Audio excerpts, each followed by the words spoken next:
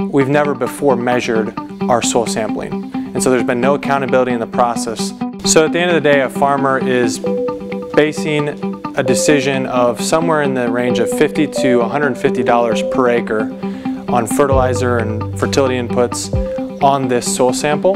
The industry probably uses hand probes more often in this area with a little more mellow ground because they're faster and require less maintenance. The problem with hand probes is that even though you push it 6 inches of the ground, doesn't necessarily mean 6 inches of soil is extracted out of the ground. So basically the machine, we just load up on a trailer, drop it off the edge of the field, and then we hit go while the machine's running. It takes, accurate depth and location, and we can ensure that it's running autonomously, and they can, while the machine's running, move points around to agronomically make the best decisions. And then the machine, when it's finished, comes back to the edge of the field with full bags of soil ready to be shipped to the lab. We can be really accurate on the extraction and the location and the repeatability of that soil sampling protocol on that given field year after year.